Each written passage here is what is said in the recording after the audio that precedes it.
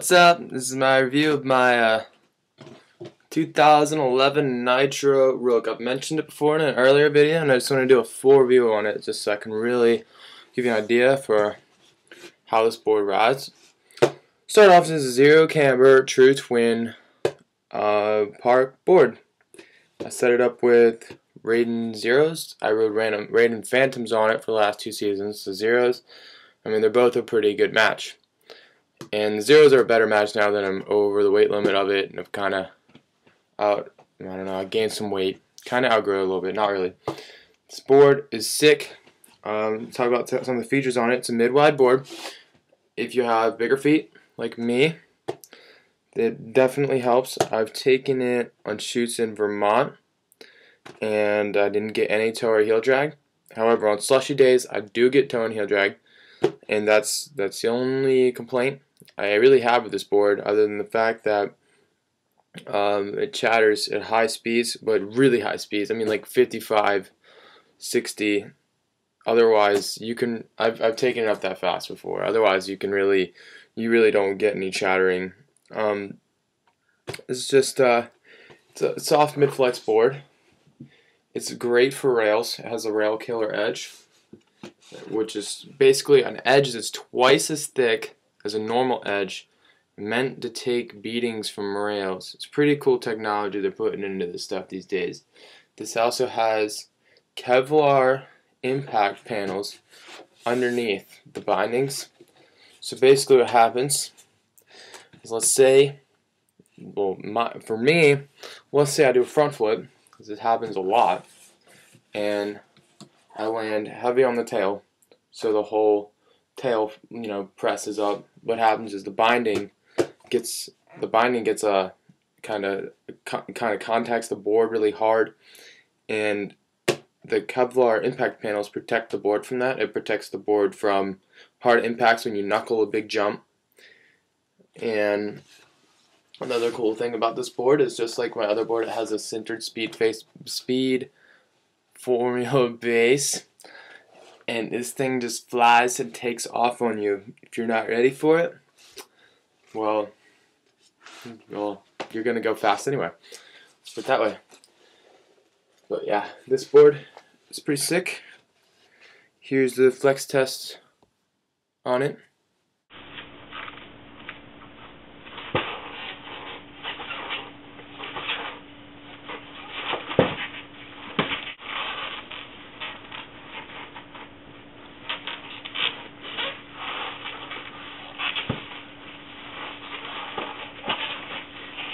Oh, yeah!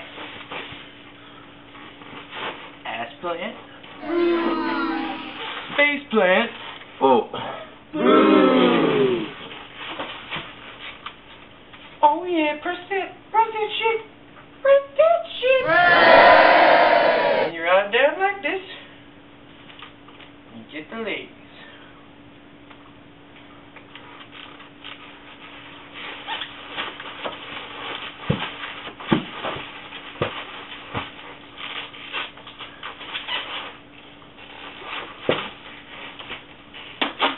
Alright, so I know you're thinking, like, oh Matt, your press 180s weren't that great. You weren't even pressing when you did the 180. Well, yeah, I was trying not to ruin the carpet, so. But obviously the board can be pressed around.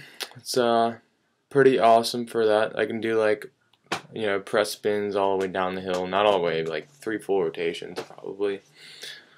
I'm getting there. The board's it's awesome for jumps. I really like it. It's just at the 154 centimeters, being 170 whatever pounds, whatever the day of the week, it does get a little bit sketchy over like 25 feet, 30-foot jumps.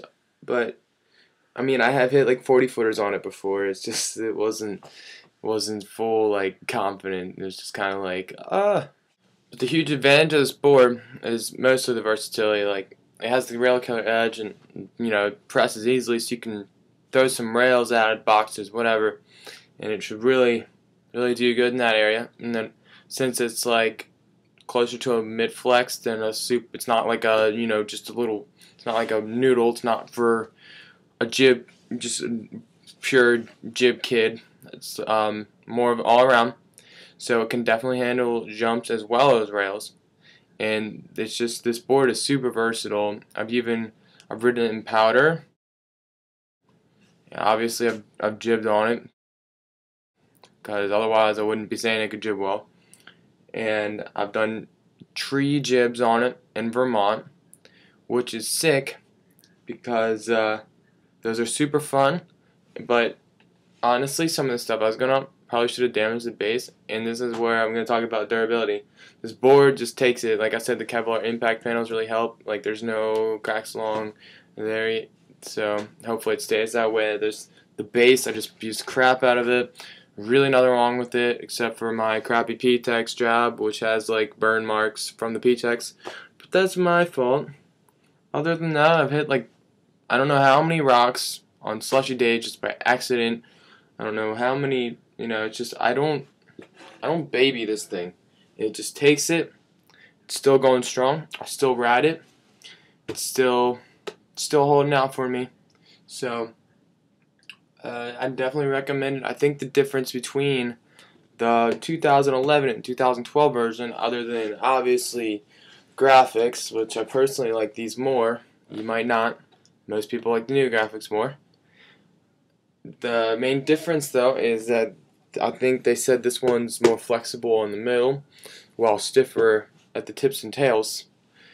And the newer one is, well, this is, I just read this online at Angry Snowboarder or something, so I don't know for sure, but it says the newer one is apparently softer at the tips and stiffer in the middle, and which that would probably make it easier to press, and it'd probably just be an interesting ride. It'd be probably better than this, but other than that, this is still by all means a pretty sick board.